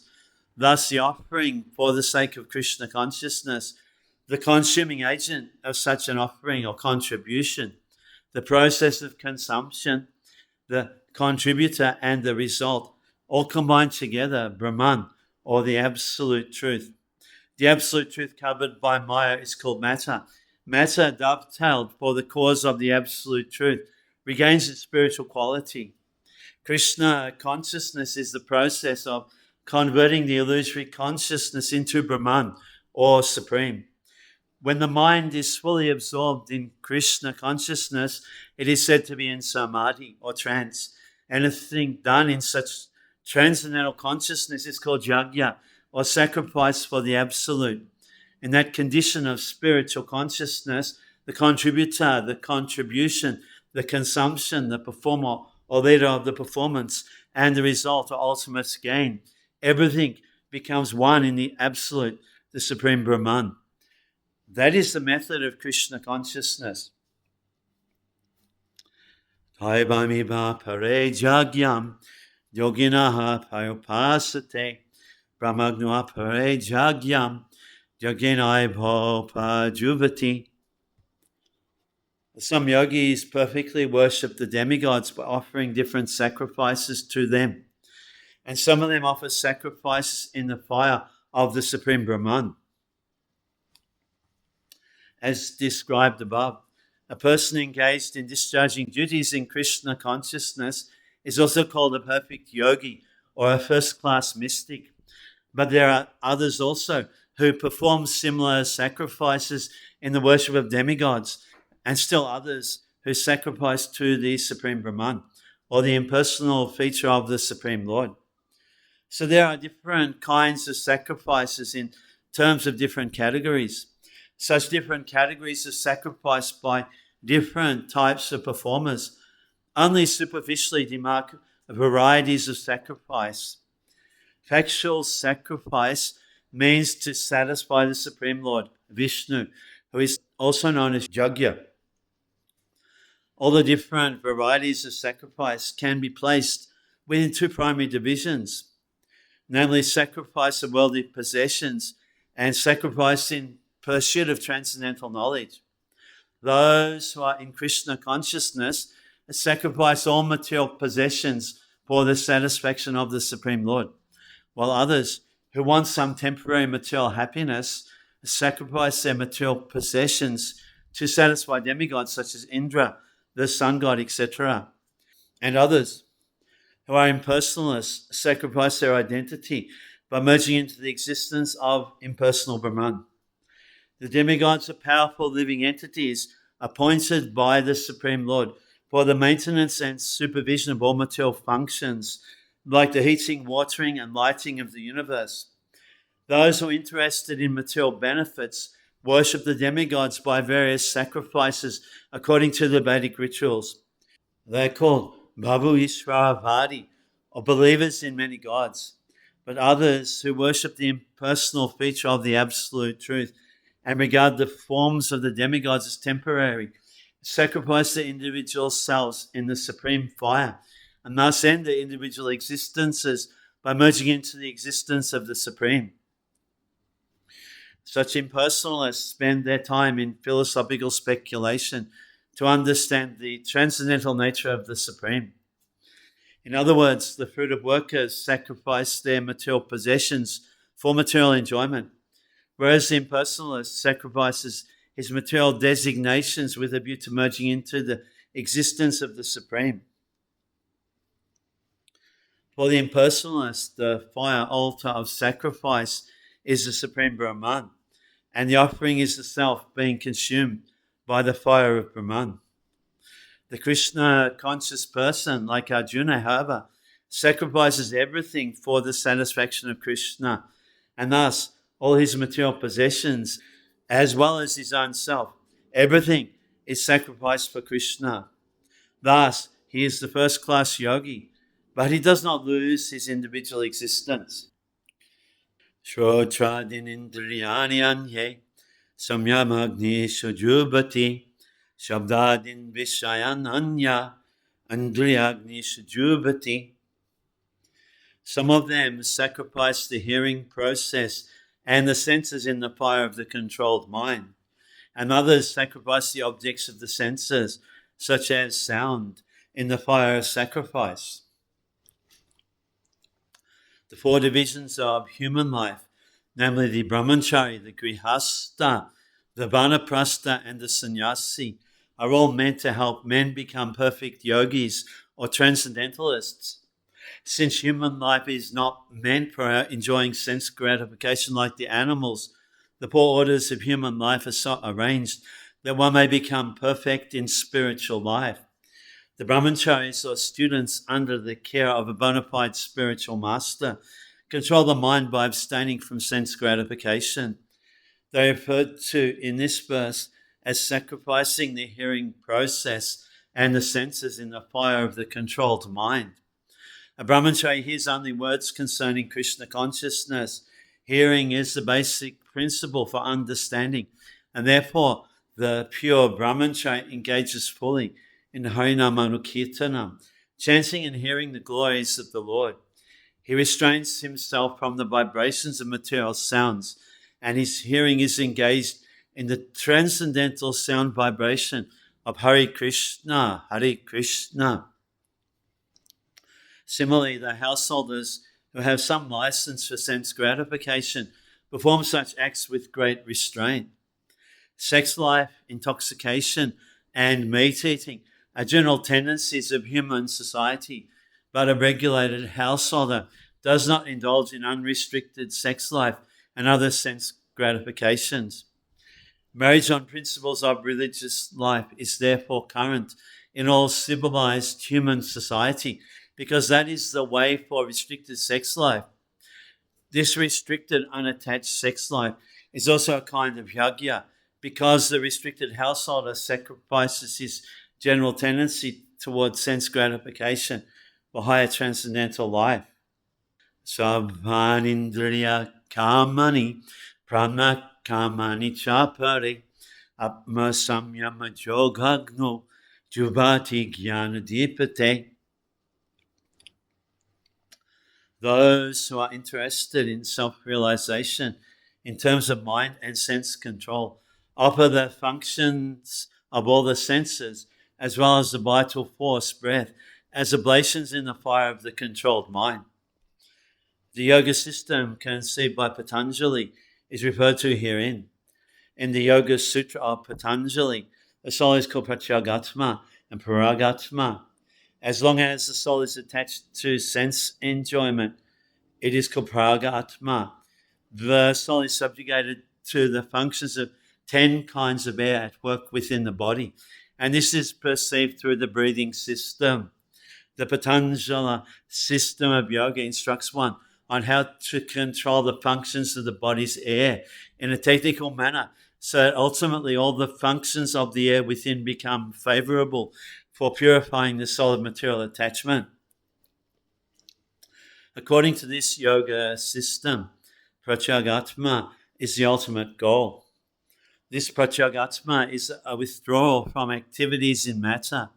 The senses interact with the sense objects, like the ear for hearing, eyes for seeing, nose for smelling, tongue for tasting, hand for touching, and all of them are thus engaged in activities outside the self. They are called the functions of the pranavayu. The apana-vayu goes downwards. Vyana-vayu acts to shrink and expand. Samana-vayu adjusts equilibrium. Udana-vayu goes upwards. And when one is enlightened, one engages all these in searching for self-realization. Dravya jagyastapo jagya, yoga jagyastapare, swadhyaya jnana jagyascha, yatayaha samshitavritaha. There are others who, enlightened by sacrificing material possessions in severe austerities, take strict vows and practice the yoga of eightfold mysticism, and others study the Vedas for the advancement of transcendental knowledge.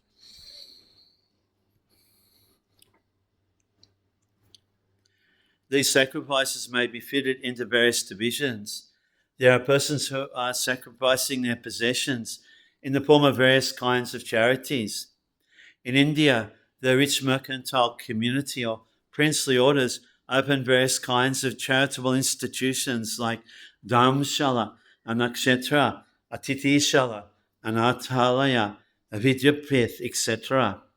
In other countries too, there are many hospitals, old age homes, and similar charitable foundations meant for distributing food, education, and medical treatment free to the poor. All these charitable activities are called Dravyamaya Yagya. There are others who, for higher elevation in life or for promotion to higher planets within the universe, voluntarily accept many kinds of austerities such as Chandrayana and Chaturmasya.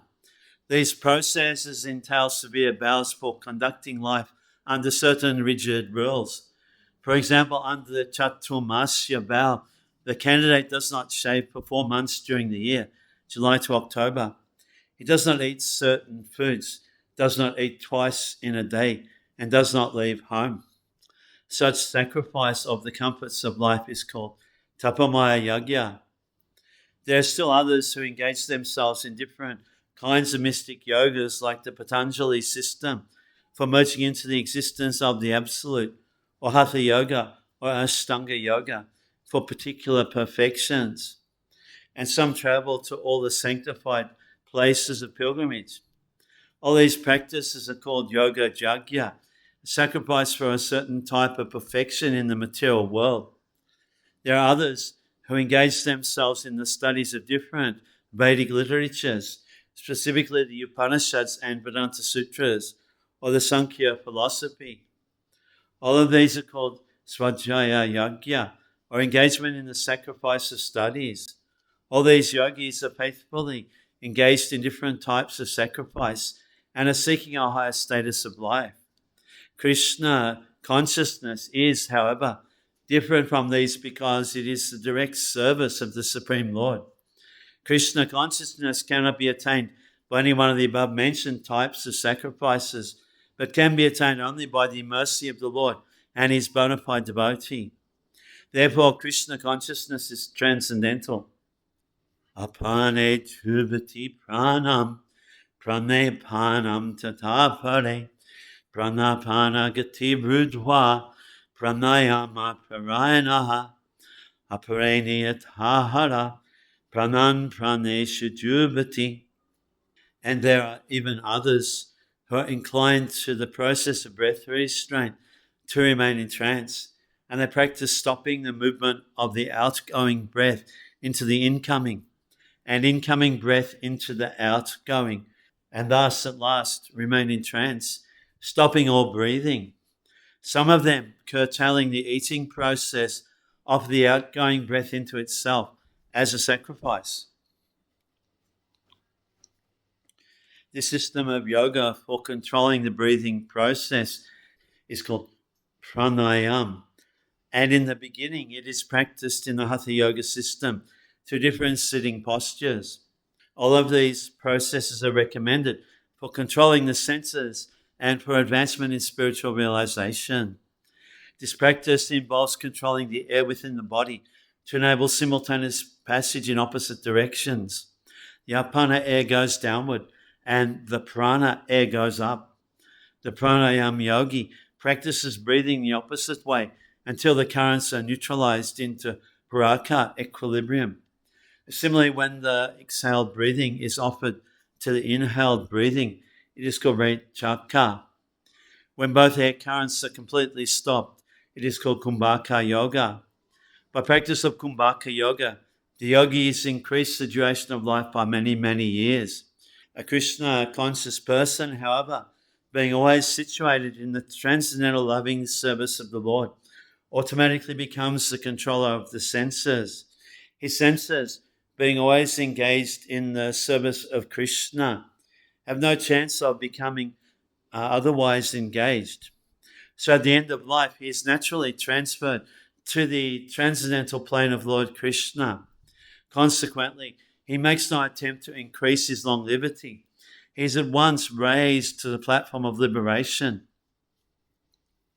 A Krishna conscious person begins from the transcendental stage and is constantly in that consciousness. Therefore, there is no falling down, and ultimately he enters into the abode of the Lord without delay. The practice of reduced eating is automatically done when one eats only Krishna prasadam, or food which is offered first to the Lord. Reducing the eating process is very helpful in the matter of sense control. And without sense control, there is no possibility of getting out of the material entanglement. Sabyapi tejhagya bido, yagya shapita kalmasaha, yagya shistamrita bujo, yanti brahma sanatanam. All these performers who know the meaning of sacrifice become cleansed of sinful reaction, and having tasted the nectar of the remnants of such sacrifice, they go to the supreme eternal atmosphere.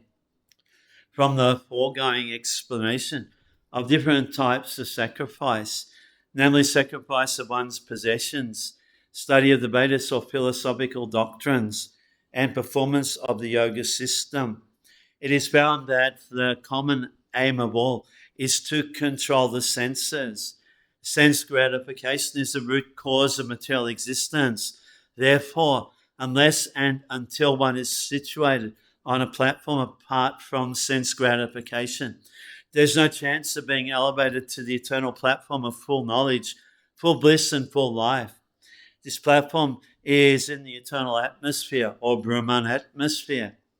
All the above mentioned sacrifices help one to become cleansed of the sinful reactions of material existence. By this advancement in life, one not only becomes happy and opulent in this life, but also at the end, he enters into the eternal kingdom of God, either merging into the impersonal Brahman or associating with the Supreme Personality of Godhead, Krishna. Nayam lokastya yagyasya Kutonya Kurusatama, a best of the Kuru dynasty. Without sacrifice, one can never live happily on this planet or in this life. What then of the next? Whatever form of material existence one is invariably ignorant of his real situation. In other words, existence in the material world is due to the multiple reactions to our sinful lives. Ignorance is the cause of sinful life, and sinful life is the cause of one's dragging on in material existence. The human form of life is the only loophole by which one may get out of this entanglement. The Vedas therefore give us a chance for escape by pointing out the paths of religion, economic comfort, regulated sense gratification, and at last, the means to get out of this miserable condition entirely.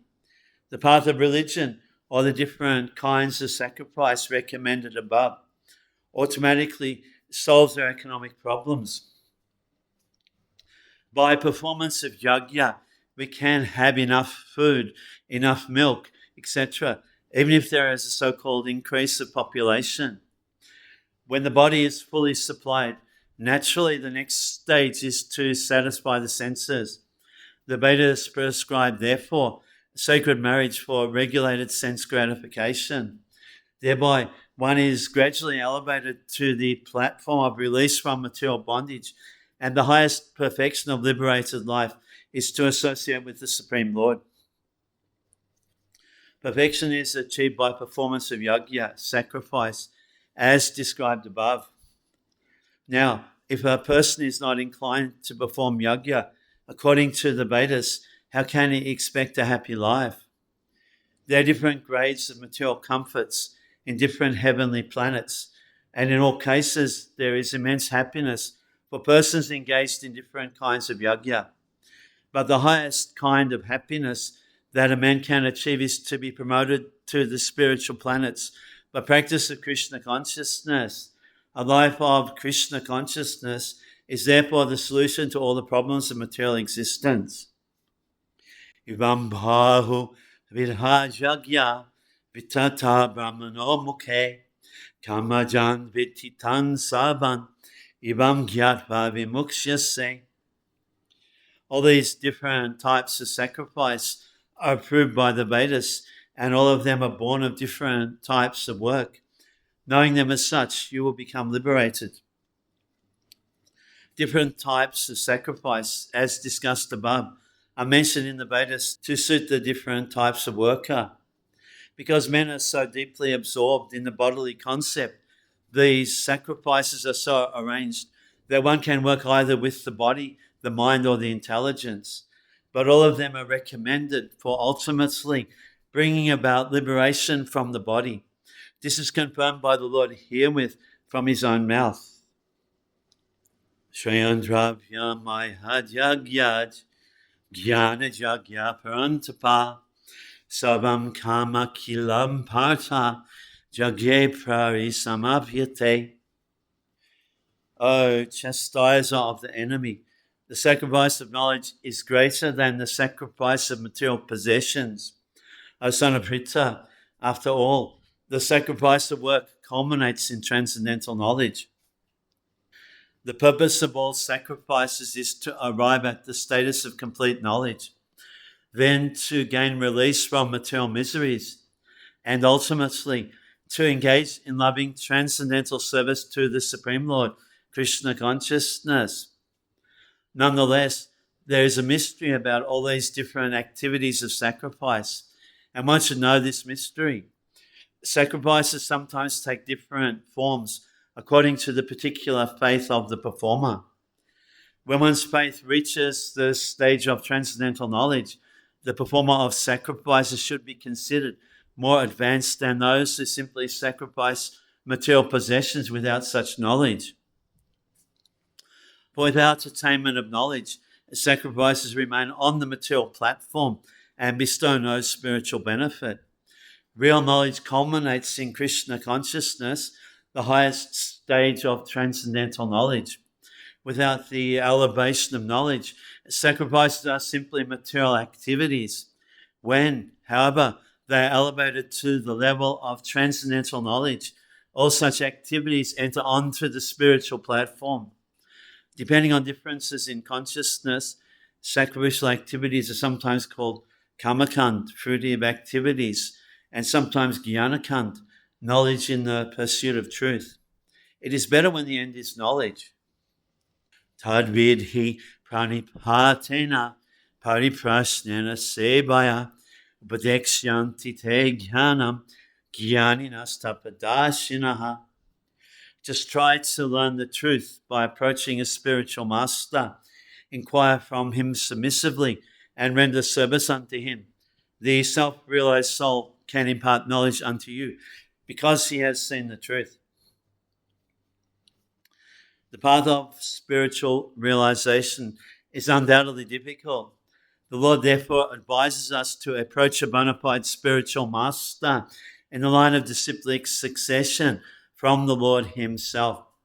No one can be a bona fide spiritual master without following the principle of disciplic succession. The Lord is the original spiritual master, and a person in the disciplic succession can convey the message of the Lord as it is to his disciple. No one can be spiritually realized by manufacturing his own process, as is the fashion of the foolish pretenders. The Bhagavatam says, Dhammam hi shakshad bhagavat pranitam. The path of religion is directly enunciated by the Lord. Therefore, mental speculation or dry arguments cannot help one progress in spiritual life. One has to approach a bona fide spiritual master to receive the knowledge. Such a spiritual master should be accepted in full surrender, and one should serve the spiritual master like a menial servant without false prestige. Satisfaction of the self-realized spiritual master is the secret of advancement in spiritual life. Inquiries and submission constitute the proper combination for spiritual understanding. Unless there is submission and service, inquiries from the learned spiritual master will not be effective. One must be able to pass the test of the spiritual master, and when he sees the genuine desire of the disciple, he automatically blesses the disciple with genuine spiritual understanding. In this verse, both blind following and absurd inquiries are condemned. One should not only hear submissively from the spiritual master, but one must also get a clear understanding from him in submission and service and inquiries.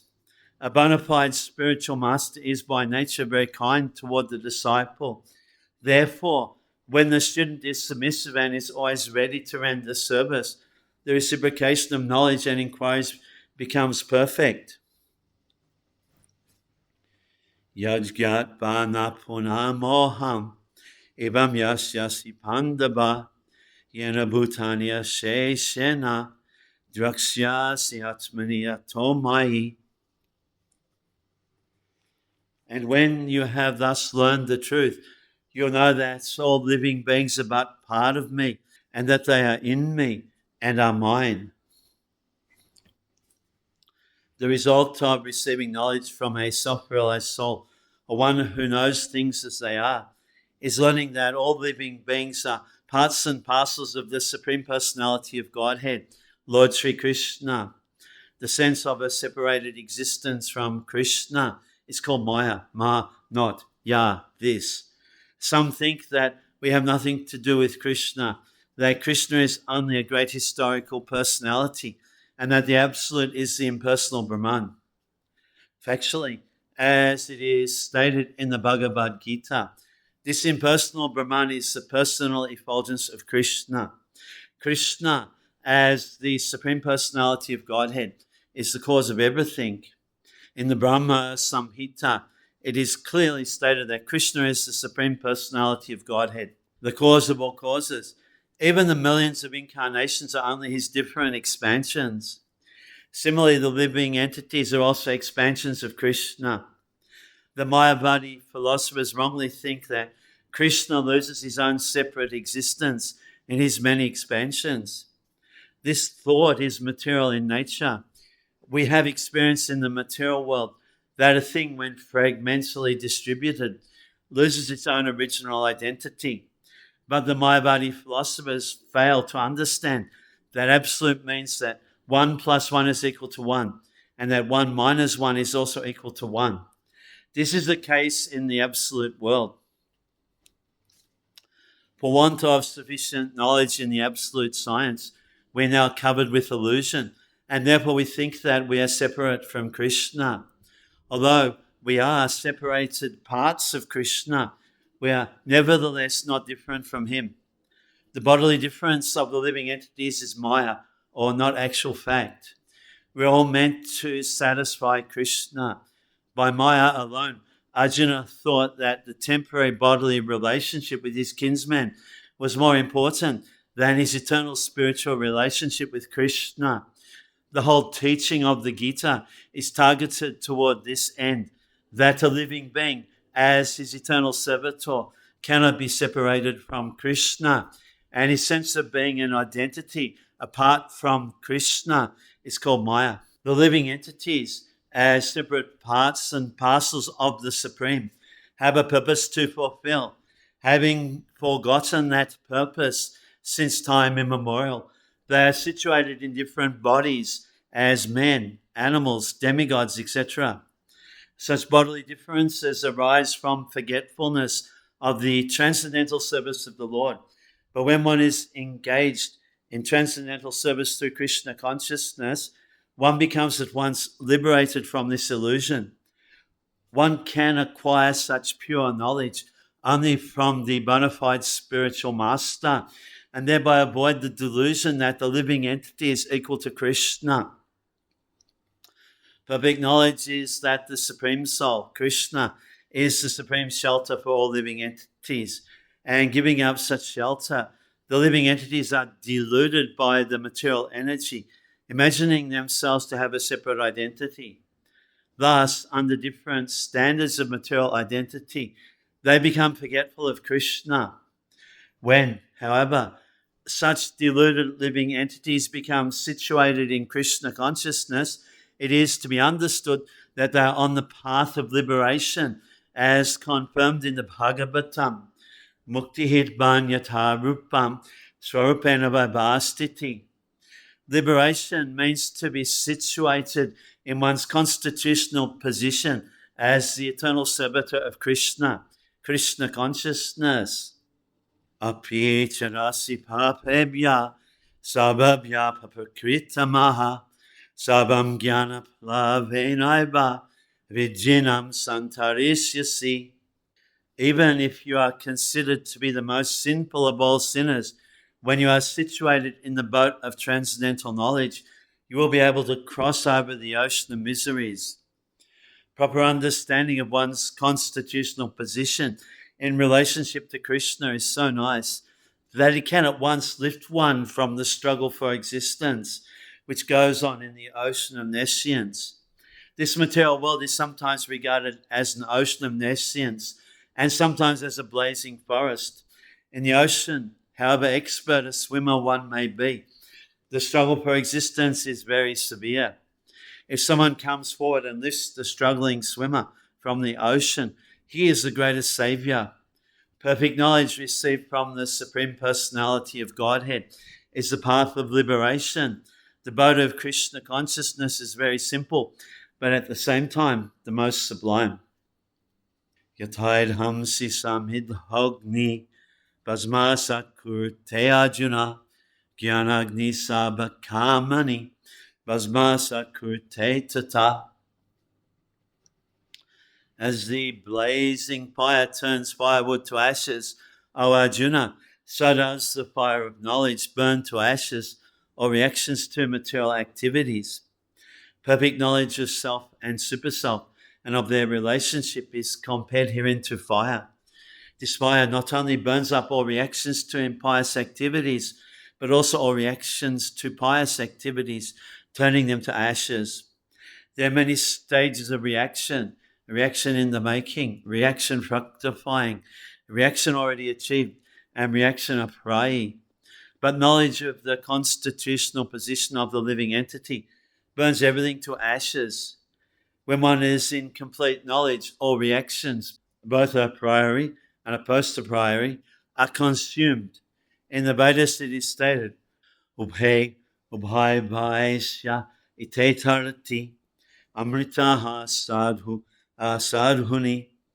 One who overcomes both the pious and impious interactions of work.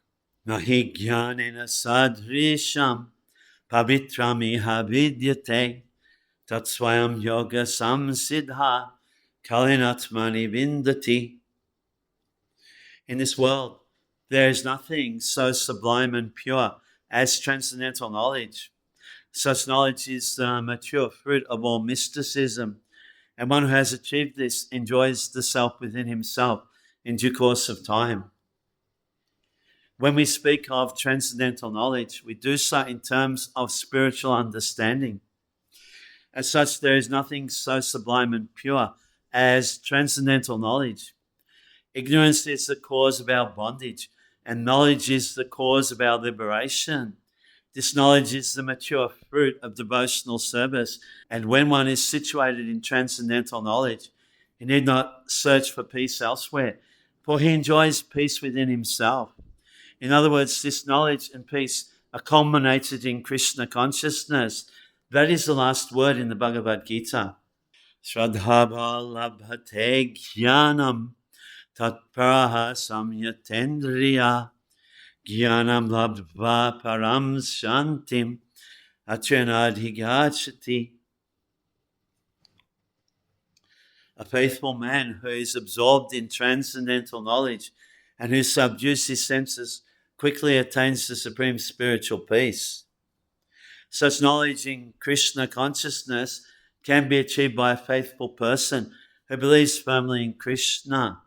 One is called a faithful man who thinks that simply by acting in Krishna consciousness, he can attain the highest perfection. This faith is attained by the discharge of devotional service and by chanting Hare Krishna, Hare Krishna, Krishna Krishna, Hare Hare, Hare Rama, Rama Rama, Hare Hare, which cleanses one's heart of all material dirt. Over and above this, one should control the senses. A person who is faithful to Krishna and who controls the senses can easily attain perfection in the knowledge of Krishna consciousness without delay. Agyascha sradhanascha samshayatma vinashiti nayam hokasti na paro na sukham samshayatmanaha. But ignorant and faithless persons who doubt the revealed scriptures do not attain God consciousness. For the doubting soul, there is happiness neither in this world nor in the next. Out of many standard and authoritative revealed scriptures, the Bhagavad-gita is the best. Persons who are almost like animals have no faith in or knowledge of the standard revealed scriptures, and some, even though they have knowledge of or can cite passages from the revealed scriptures, have actually no faith in these words. And even though others may have faith in scriptures like Bhagavad-gita, they do not believe in or worship the personality of Godhead, Sri Krishna. Such persons cannot have any standing in Krishna consciousness. They fall down. Out of all the above mentioned persons, those who have no faith and are always doubtful make no progress at all. Men without faith in God and his revealed word find no good in this world, nor in the next. For them there is no happiness whatsoever.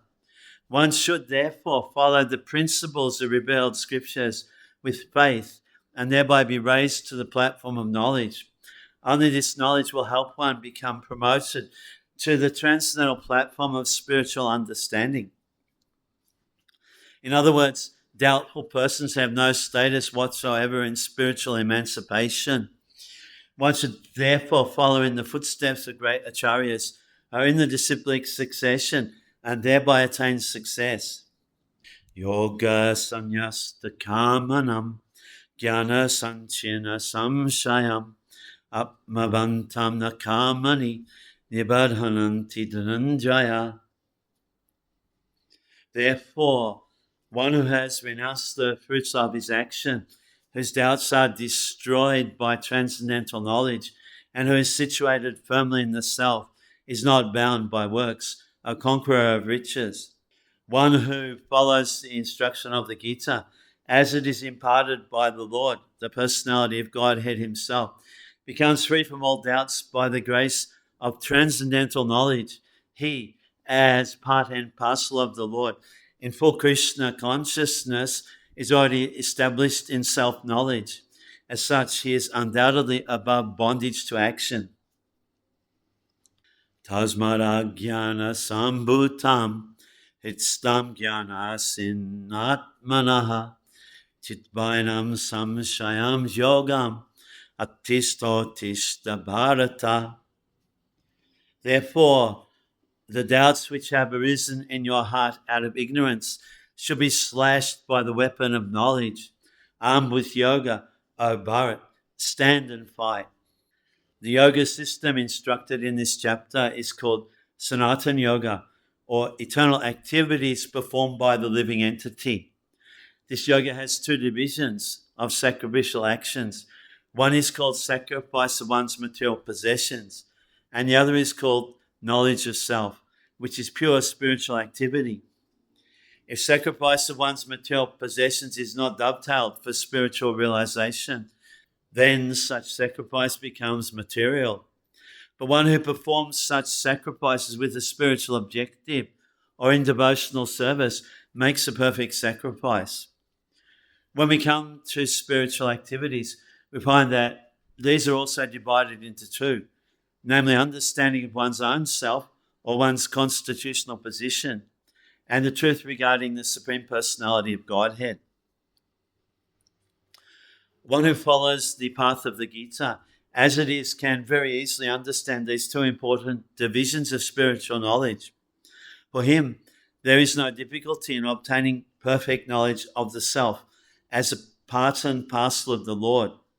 And such understanding is beneficial for such a person who easily understands the transcendental activities of the Lord. In the beginning of this chapter, the transcendental activities of the Lord were discussed by the Supreme Lord himself. One who does not understand the instructions of the Gita is faithless and is to be considered to be misusing the fragmental independence awarded to him by the Lord. In spite of such instructions, one who does not understand the real nature of the Lord as the eternal, blissful, all-knowing personality of Godhead is certainly full number one. Ignorance can be removed by gradual acceptance of the principles of Krishna consciousness. Krishna consciousness is awakened by different types of sacrifices to the demigods, sacrifice to Brahman, sacrifice in celibacy, in household life, in controlling the senses, in practicing mystic yoga, in penance, in foregoing material possessions, in studying the Vedas, and in partaking of the social institution called Varnashram Dham. All of these are known as sacrifice, and all of them are based on regulated action. But within all these activities, the important factor is self-realization. One who seeks that objective is the real student of Bhagavad-gita.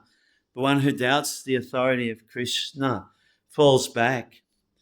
One is therefore advised to study Bhagavad-gita or any other scripture under a bona fide spiritual master with service and surrender.